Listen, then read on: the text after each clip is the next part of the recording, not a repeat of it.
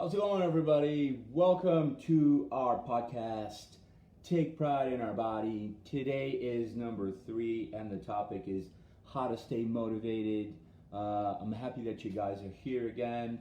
I've noticed a lot of you mentioned lack of motivation as the main thing that's keeping you from reaching your goals.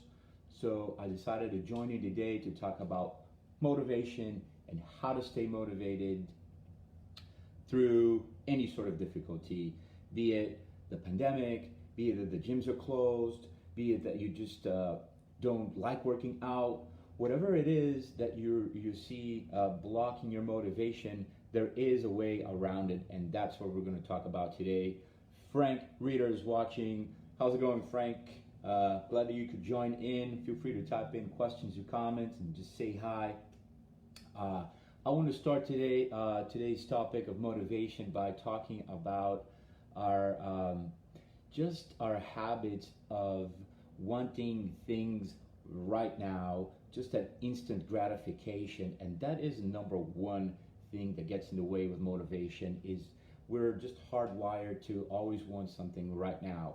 We want that gratification, that reward instantly. But the problem with that is that all of those bad habits offer that instant gratification, and the ultimate outcome of those bad habits will actually be the unpleasant or unfavorable result. So let me give you an example of a bad habit. For example, if you want to eat a donut, you instantly feel rewarded. The taste of the donut is amazing, and you feel good. Your stress relief is through the roof.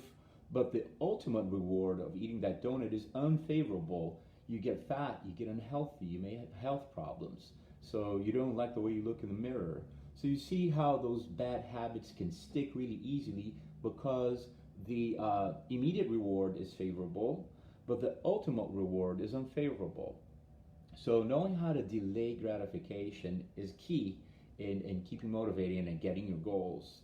Now, think of the other way around. Now, the good habits are hard to stick with because the immediate results are unfavorable, but the ultimate result is favorable. So, for example, think of going to the gym. The immediate result is not good. After you go to the gym, you're sore, you're tired, you don't feel good. It hurts when you're working out. So it's an unfavorable immediate reward, but the ultimate reward is favorable. You look in the mirror and you're proud of what you see. Your fat is gone, you look more attractive, you feel more confident. So number one key is that the habits that our daily habits reinforce a specific identity, and we end up telling those stories internally. So each action we take is a vote for the person that you want to be. So the key, what I'm saying here is, don't think of your outcomes in life as the main thing. Just change the habits that precede those outcomes. Rather than making the goal the default, make the system the default. For example, you don't need to lose weight. You just need better eating habits, and the weight will follow. I hope that you guys are following what I mean here about your habits reinforcing a specific identity. It is just so much easier to think about the present, and if you rather have something now, so we tend to prioritize immediate gratification because that's where we're hardwired to be. And I guess when we're back in the day, we're just hardwired to want that food immediately so we can eat it. But now in modern society, if you think about it, it's the other way around. I mean, you go to college for 4 years to then be able to get a career, or you save money for retirement so that later on you can have a comfortable life, or you work all week so that at the end of the week or the end of the month you get a paycheck. So if you could also think about that in terms of your health goals, of the habits that you need to do right now to get into your goal, and not really focusing on the goal, but focusing on the system, on the little steps that you need that align with who you are, then you're really going to get there. Think, for example, if you're training for a marathon, right? If your goal is to run the marathon, what do you do after the marathon? Right? What is your objective after that? But instead, if you identify yourself as a runner, your identity is a runner. So your goal is really just to be a runner. So what does a runner do? You run marathons. After that marathon, you're going to keep on training, you're going to keep on running because that's who you are. So in terms of getting fit and staying healthy, also try to identify with who you are. Is that your value in life? Do you want to be healthy? Do you want to be fit? So take actions every day that align with that, and not just think of that end term goal. I want to lose 10 pounds. I want to lose 40 pounds. Because if that's your goal, what are you going to do once you've reached that milestone? So I hope you guys are joining with me. Drop a comment below if you can relate to motivation or instant gratification. Which of these do you tend to go with? Do you think of your goal? So write goal in the comments if you have a goal. Or do you actually identify with the outcome that you're trying to reach with that goal? Do you identify with having a system of actually being the person who does that consistently? So write the word system if you actually identify with who you want to be and you put it in practice every day. Another thing you want to think about is think of the results of not changing your habits, the deterioration that you're causing in your body right now. What will happen if you don't change your habits? What will happen if you just keep doing the same things? Procrastinating, taking action, or taking actions that give you immediate gratification, but in the long term don't give you the favorable results that you want. So if you can relate to that, just drop a comment so that I know you're watching right now. I know that some people are on. Nicolas, Salvador, drop a comment in here if you are mostly doing instant gratification, those bad habits that make you feel good right now, right? Instant gratification. But if you know how to delay that pleasure and you think of the ultimate favorable result, that means right now you will have to take some action daily that might not feel so good, but it aligns with who you are. You want to be the person who's healthy and it lives a longer life and it looks good. But today's topic is motivation. So how do you stay motivated to delay gratification, to get those favorable results in the long term and endure doing the not so favorable things now?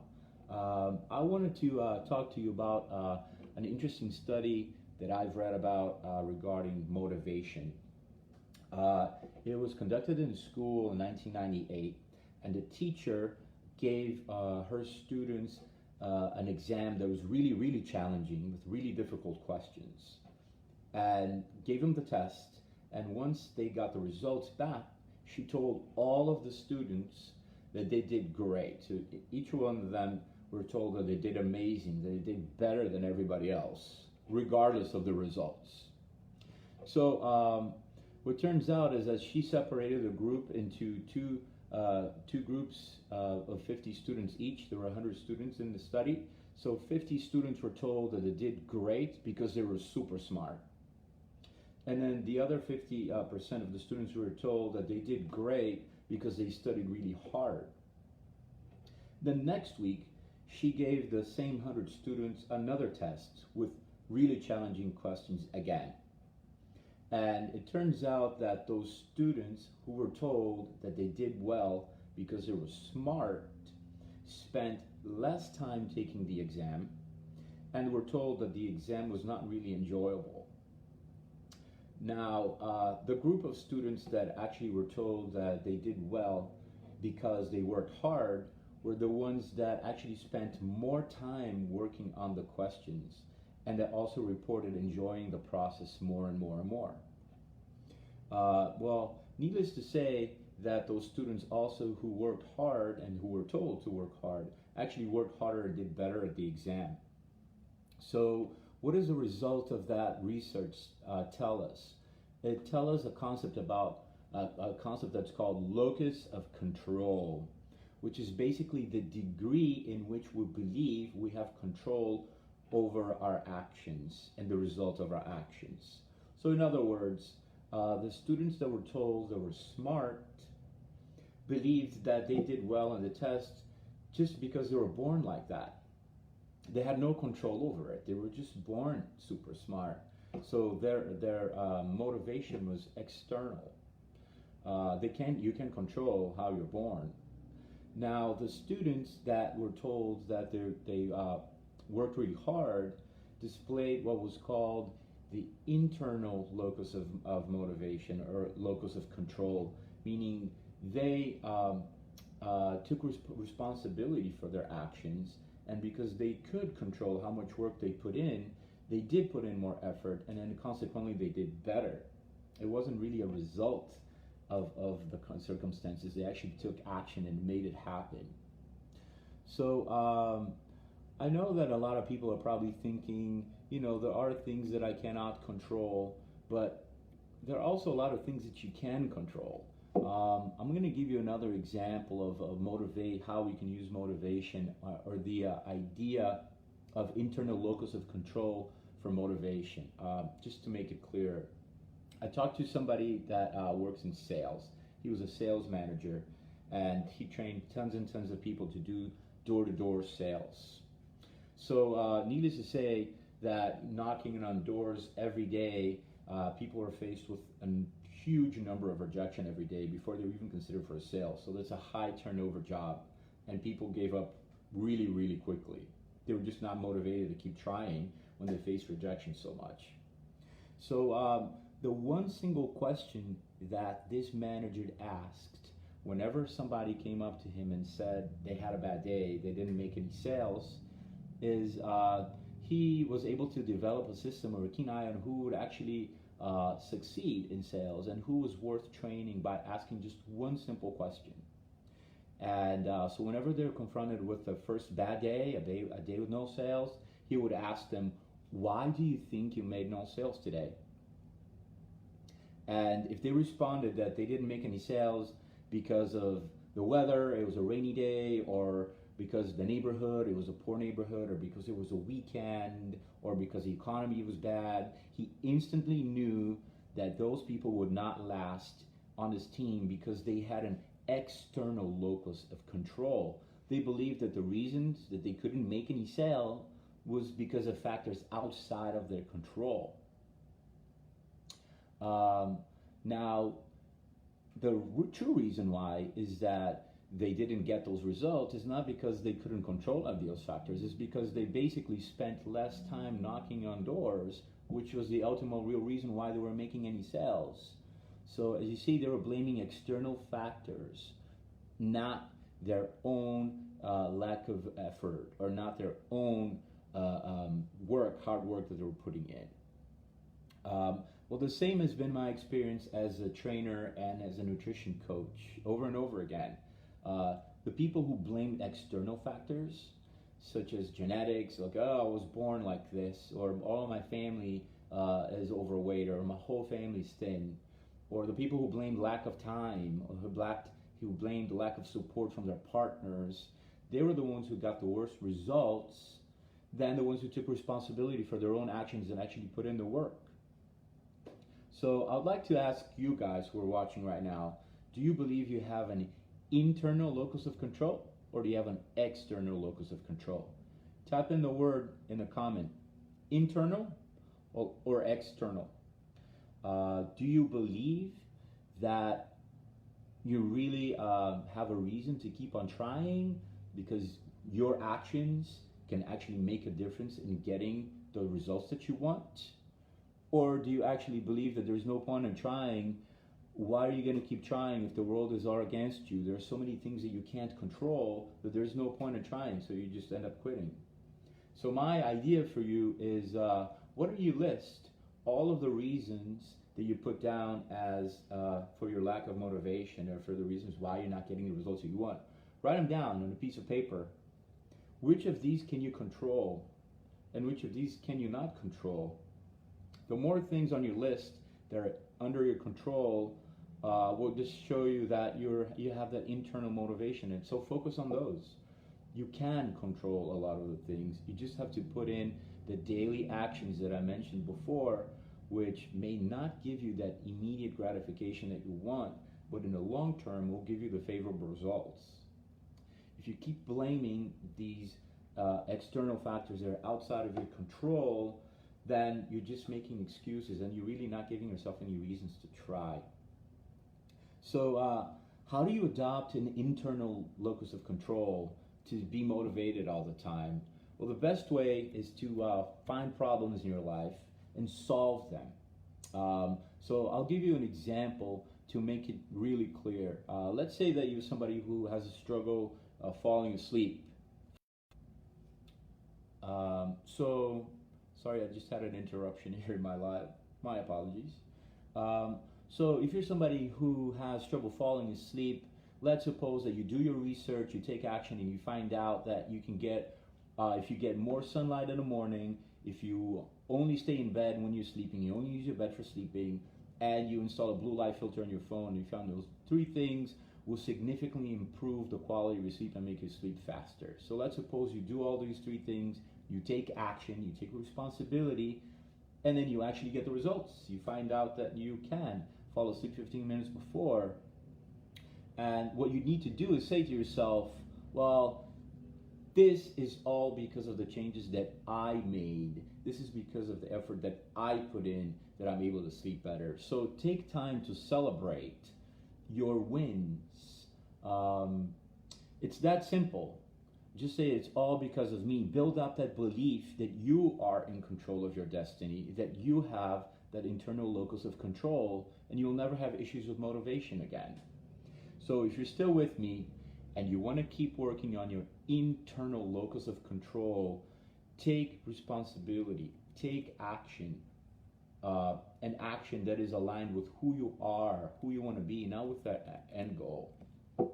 Now, to make it a little bit more practical, I wanted to give you some ideas of things that have worked out really well for a lot of my clients or for myself in terms of getting that motivation going and in terms of making those changes happen. So the first thing that I would say is take action.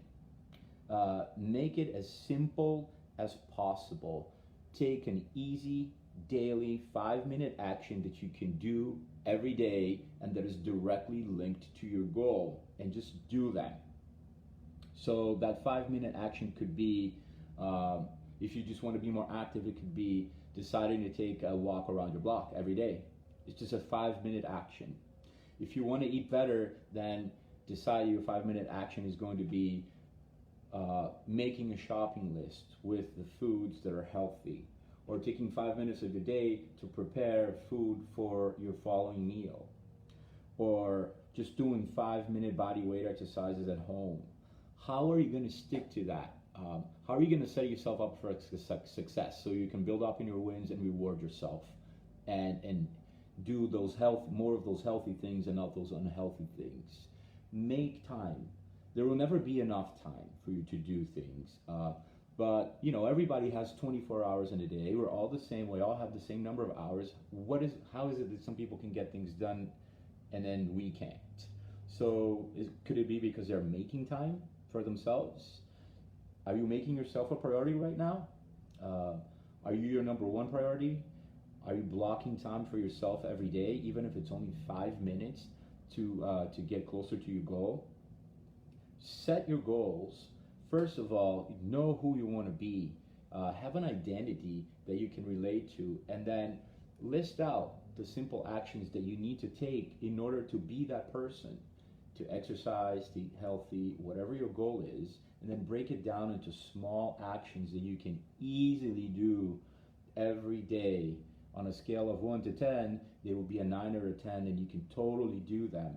And then put them on your calendar. Use your alarm, use your calendar, look at your schedule, and book it every day, and do it every day. And then congratulate yourself. And like I said, celebrate it and say, wow, this is happening because I am putting myself first. I am deciding to take care of myself. So if you're with me and you want to prioritize yourself and put yourself as your number one thing on your time and on your schedule, drop in the comments, me. A lot of people don't want to feel like they're selfish and they just want to give their time to other people, and they forget to put themselves in their schedule, and they don't have any me time. So my question to you is, what is your me time? Do you have it set up in your calendar or on your phone? Do you have an alarm for that? This is my time. This is my time to go to the gym. This is my time to cook my meals. Or this is my time to relax. Or this is my time to actually go to sleep so I can rest. So schedule some me time and start with simple daily actions you can take every day to make your actions happen. And remember, be the person that you want to be. Don't just think of that goal that you have, right? You will need to prepare and plan for that, and you also need to make it non-negotiable. Your time is important, so start now. And I want to propose some questions right now, some crazy questions, which is, um, first thing is, what is something that you want to change to be the person that you really want to be? Uh, Write it down on a piece of paper. Make it realistic. What is your specific goal? How can you measure it? Is it attainable? Is it realistic? And when can you get there? So the people that tell me, I just want to be healthy, I want to be fit, I want to lose weight, that's not specific enough, right? So write down how much weight do you want to lose? By when? What are the steps that you're going to take to reach that goal by that time? And is that attainable? If not, go back and make it attainable, make it specific, make it, there's a time limit there. And then devise a plan, day by day, what are the little things you're going to do to get there so that you are the person that can make them happen. I also want to propose those crazy questions, as I said, is what is good about not changing? So what is good about just doing the things you're doing right now? List them out. What is so good? You're going to feel comfortable. It's not going to disrupt your routine. You won't take any energy. It won't take any time. List all of the things that are good about not changing. And I'll go back and think about what is bad about not changing. So what is bad about doing the things you're doing? You're still not going to have the body that you want. You're going to keep those extra pounds that keep you from moving or give you pain, or when you look in the mirror you're not happy with, or you're too skinny and you're not happy with the way that you look and your clothes are too loose or they're too tight. So what is bad about not changing? List all of those. And then I want you to ask, what is good about changing? So if you do make the changes, what's going to happen? Are you going to feel better about yourself? Are you going to be one step closer to where you want to be? Are you going to be more active? Are you going to be stronger? List what is good about changing. And then also write what is bad about changing. So you're going to have to wake up 5 minutes earlier. You're going to have to plan your day better.